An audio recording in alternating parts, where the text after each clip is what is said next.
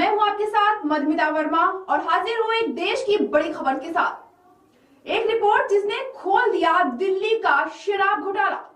सिसोदिया से लेकर अफसर कारोबारियों पर लटक रही गिरफ्तारी की तलवार। जी हां, दिल्ली के deputy CM Manish Sisodia media के सामने आए। उन्होंने नई शराब नीति का ऐलान किया। उन्होंने बताया कि नई शराब नीति लागू होने के बाद सरकार शराब के कारोबार से बाहर आ जाएगी।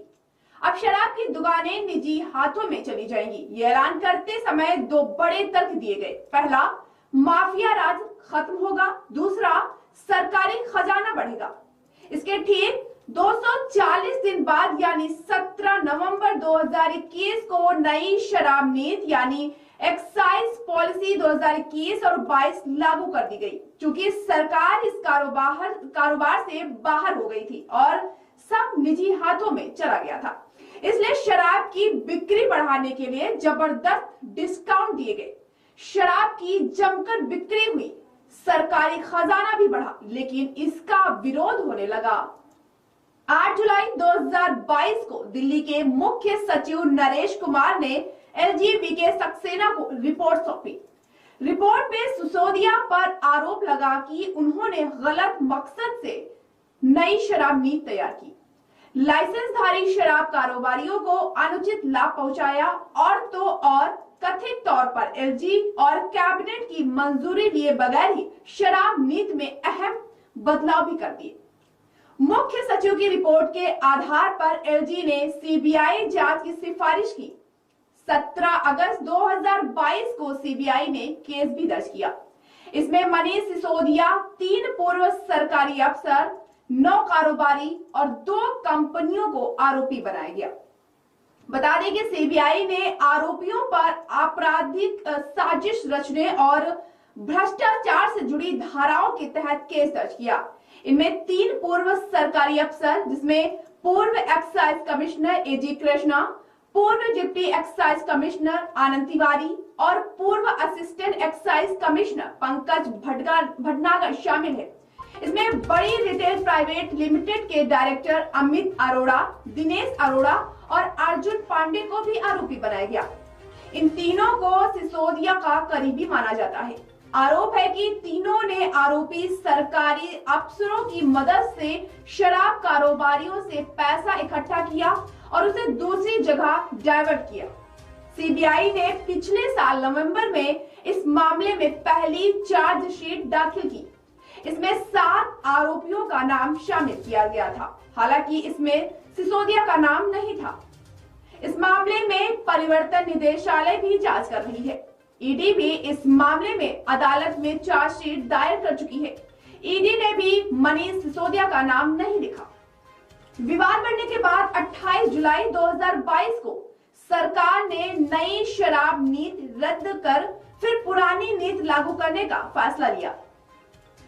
31 जुलाई को कैबिनेट नोट में ये माना गया कि शराब की ज्यादा बिक्री के बावजूद सरकार की कमाई में कमी हुई, क्योंकि खुदरा और थोक कारोबारी शराब के धंधे से हट रहे थे। वित्त वर्ष 2022 और 23 की पहली तिमाही में 1485 करोड़ रुपए का रेवेन्यू मिला, जो बजट अनुमान से करीब 38% कम था।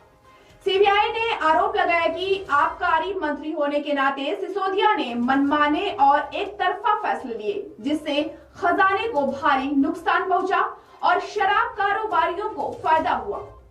मुख्य सचिव ने अपनी रिपोर्ट में आरोप लगाया कि कोविड का बहाना बनाकर मनमाने तरीके से 144.36 करोड़ रुपए की लाइसेंस फीस माफ कर दी। आरोप ये भी लगा कि एयरपोर्ट जोन में लाइसेंस धारियों को 30 करोड़ वापस कर दिए गए, जबकि ये रकम जब्त की जानी थी, क्योंकि एयरपोर्ट अथॉरिटी ने दुकान खोलने की अनुमति नहीं दी थी। इतना ही नहीं, एक्साइज डिपार्टमेंट ने बिना किसी मंजूरी के विदेशी शराब की कीमतें तय करने का फार्मूला संशोधित किया और बियर पर 50 रुपए प्रति केस की एक्साइज ड्यूटी लेवी हटा दी। आरोप यही खत्म नहीं हुए। सिसोदिया पर भी ये भी आरोप लगा कि उन्होंने बिना किसी मंजूरी के एक्साइज ड्यूटी को 2 बार 1 अप्रैल से 31 मई और 1 जून से 31 जुलाई तक बढ़ा दिया। अब आपको बता दें कि अब तक जांच में क्या क्या हुआ है, तो आइए जानते हैं। 17 अगस्त को सीबीआई ने केस दर्ज किया और 2 दिन बाद ही यानी कि 19 तारीख को मनीष सिसोदिया के घर और दफ्तर समेत 7 राज्यों के 31 ठिकानों पर छापेमारी की। अब आती है 30 तारीख। 23 तारीख को सीबीआई ने सिसोदिया के बैंक लॉकर भी खंगाले। सिसोदिया ने दावा भी किया कि सीबीआई को कुछ नहीं मिला। अब समय आता है 6 सितंबर का, तो 6 सितंबर 2022 को ईडी ने 40 से ज्यादा ठिकानों पर छापा मारा। ईडी ने मनी लॉन्ड्रिंग के मामले में ये छापेमारी की।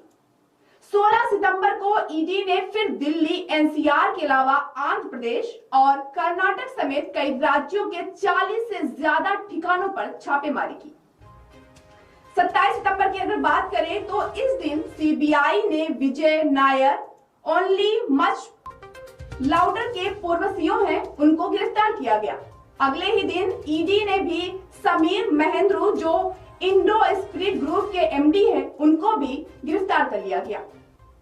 सीबीआई के एफआईआर के मुताबिक मनीष सिसोदिया के कथित करीबी अर्जुन पांडे ने शराब कारोबारी समीर महेंद्रू से 2 से 4 करोड़ रुपए लिए थे। ये रकम विजय नायर की ओर से ली गई थी। विजय नायर कुछ साल तक आम आदमी पार्टी के कम्युनिकेशन इंचार्ज भी रहे। 10 अक्टूबर को सीबीआई ने अभिषेक बोयिनपल्ली को भी गिरफ्तार किया। अभिषेक बोयिनपल्ली अरुण रामचंद्र पिल्लाई का पार्टनर है। 17 अक्टूबर को सीबीआई हेडक्वार्टर में मनीष सिसोदिया से 9 घंटे तक पूछताछ हुई। 8 नवंबर को सीबीआई ने अदालत में बताया कि दिनेश अरोड़ा सरकारी गवाह बनने को तैयार है।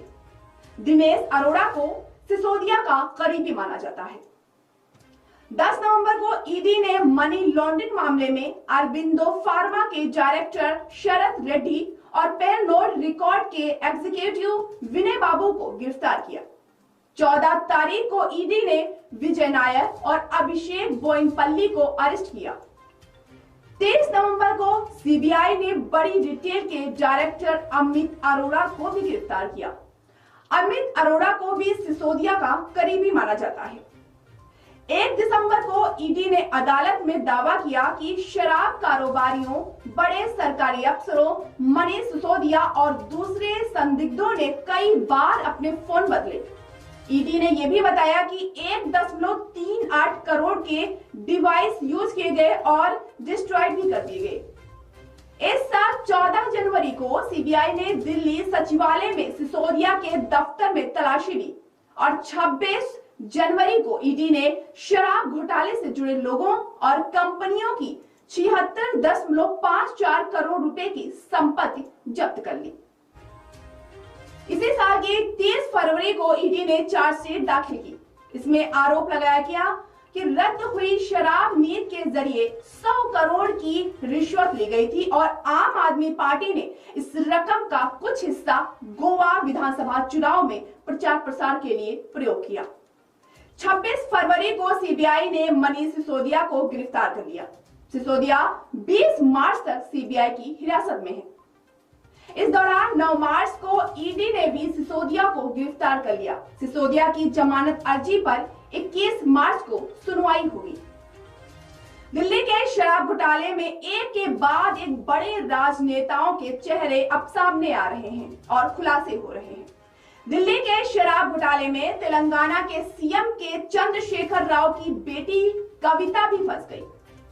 कविता भारत राष्ट्र समिति की एमएलसी भी है। पिछले साल दिसंबर में ईडी ने अमित अरोड़ा की रिमांड रिपोर्ट में बताया था कि आम आदमी पार्टी के नेताओं की ओर से विजय नायर और दूसरे लोगों को साउथ ग्रुप ने 100 करोड़ की रिश्वत दी थी।